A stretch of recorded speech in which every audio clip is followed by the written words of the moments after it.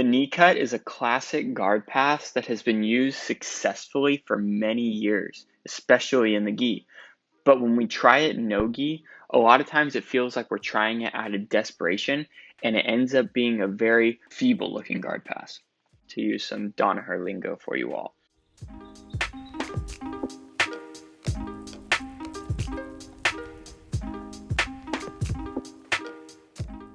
So the goal of this video is to improve our no gi knee cut guard pass. And we're going to do that by first talking about our head position, 2, talking about what to do if we cannot get the underhook, 3, talking about kind of the new era of knee cuts and the different ways to set it up, and then 4, discussing some problems that can occur. But first, I want to give a shout out to Jinba. He was gracious enough to let me use one of his beats in this video. I've been kind of experimenting with using some music in the background of my videos, and that is due to Jinba's recommendation. Not only is he commenting, telling me how he thinks that I can improve the channel, he is supplying the beat for this video. So can't thank you enough, man. I really appreciate it. And go check out his channel and leave your feedback in the comment section below.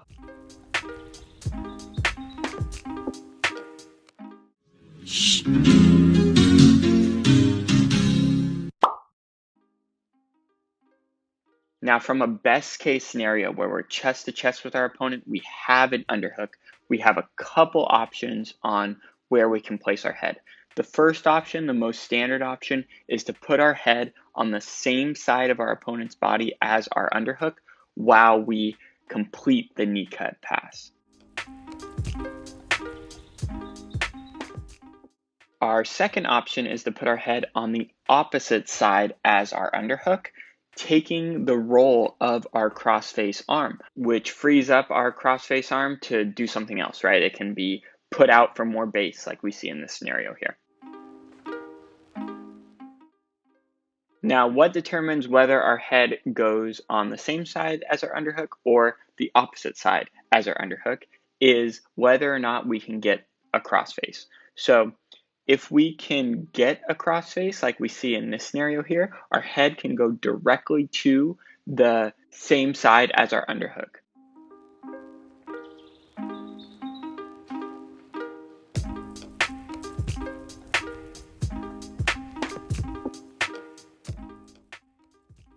Now, if our opponent does a good job at denying us the crossface, we have to replace that crossface with our head. So our head needs to go to the opposite side as our underhook. And we'll see as Andrew's head drifts to the same side as his underhook, he's simultaneously achieving that crossface to take the role that his head was responsible for.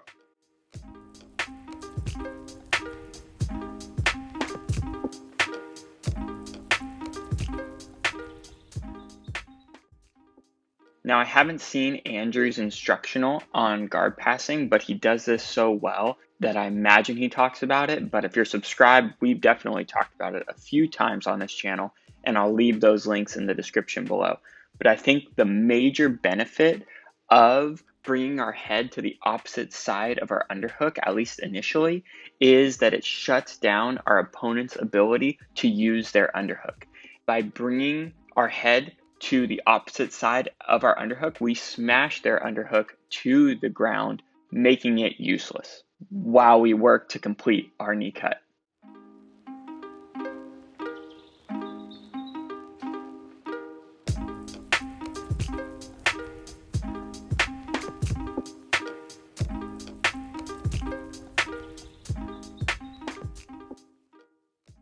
Another benefit of putting our head on the opposite side as our underhook is that it gives us the ability to pass in either direction, especially if they try and wrap a guillotine on us. It gives us an underhook on the other side already. So we can just hop over and pass in the opposite direction.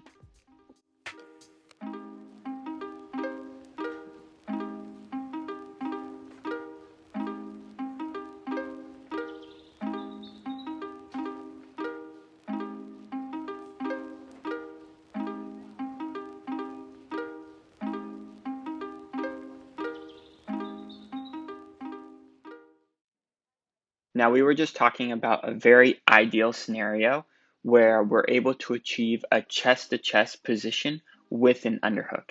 And typically, underhooks are more available to us when our opponent is flat on their back. But as our opponent turns onto their side, the underhook becomes less and less likely for us to get. In a gi, we have the luxury of just kind of honestly saying, screw it, I'm going for it anyway, right? Because you have a rope tied around your opponent's neck that you can use to achieve that connection. But without a gi, we need a new solution to this problem. And by turning onto their side, our opponent is preventing the underhook, but they're also exposing their back. So we can capitalize on that by bringing our arm around their head to control their back.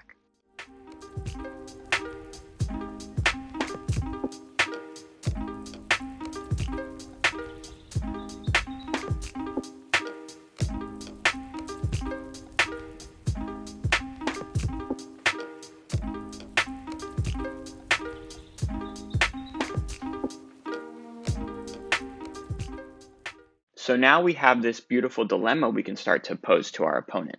As they turn onto their side to prevent our underhook, we can bring our arm around their head to expose their back. They're not going to like this. So they're going to try and put their back on the mat. And as they do that, we bring our arm back around for a crossface and start digging for underhooks.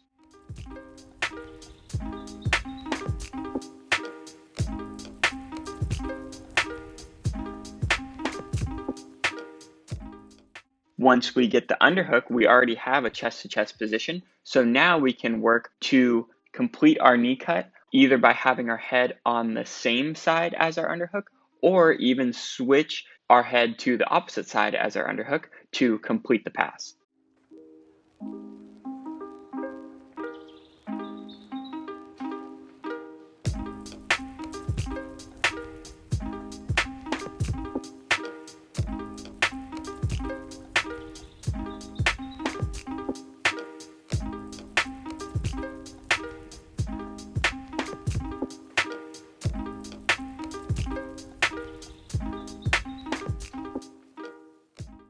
So now let's talk about some new ways we can get into this knee cut.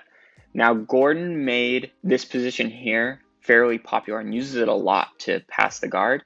And it's a situation where Gordon controls the inside position with one of his legs, but his opponent controls the inside position with the other leg. And from this position here, we can hit beautiful knee cut passes.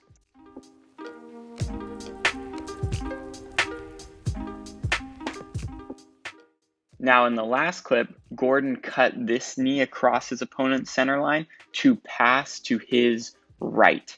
Now in this clip, he's going to pummel his foot on top of his opponent's shin and use that to set up the knee cut to his left. So you can knee cut to the right and to the left from that starting position.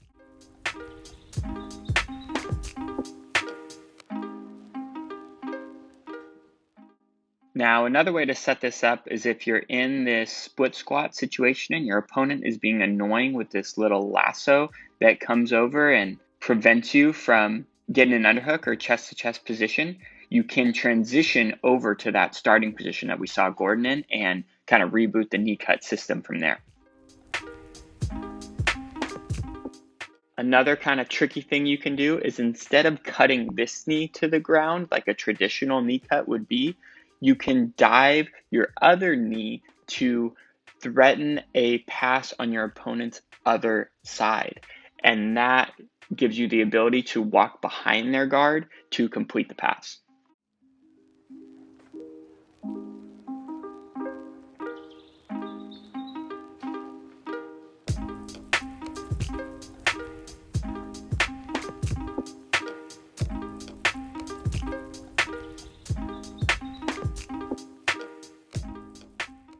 So some initial problems that we can have with this initial kind of floating position that Gordon likes is when our opponent's head gets outside of our two hands. As they start to kind of create angle on us and get their head outside of our hands, it starts to create issues. So from this floaty scenario, I believe a general rule should be to keep your opponent's head in between your two hands.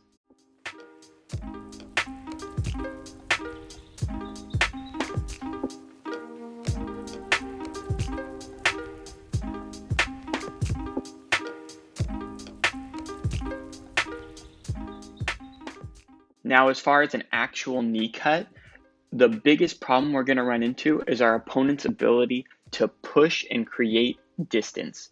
And typically that comes from their ability to get their knee in front of our body. If we're able to clear our opponent's knee, they have no ability to push against us with their lower body. But as long as their knee is in front of us, they'll always be able to push with their lower body, create distance, and recover their guard. All right, now check this out. I think this is super cool because basically I found a clip of young Gordon doing a pass and then him doing that same pass a couple years later, and we can compare them to see how he has refined it over the years. So we'll see he's starting from that same floaty position and initiates by pummeling his foot on top of his opponent's and setting up that knee cut to that side. But you'll see there's a little too much space, and his opponent is able to capitalize on that space to insert his knee and push Gordon away to recover his guard. Now, a few years later, Gordon does that same pass. He initiates it by pummeling his foot on top of his opponent. However, this time, there's no space for his opponent to get their knee inside to create that space, and he successfully completes the knee cut pass. I believe the adjustment Gordon made to tighten this pass up is in his knee position. When he successfully completed the pass, his knee was initially off the floor, pointing towards his opponent, eliminating that space for his opponent to insert their knee and recover their guard. When he did not complete the pass, his knee was initially on the ground and not facing his opponent, which gave them the ability to insert their knee and recover their guard.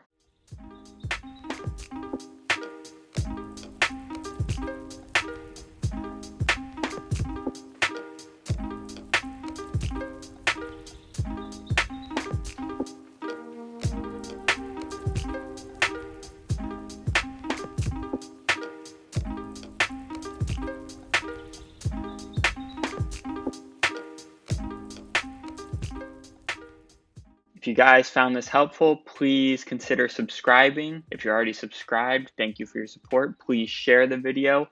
Help us get to 1,000 subscribers by the end of the year so I can give away a $50 BJJ Fanatics gift card. We'll see you guys in the next one.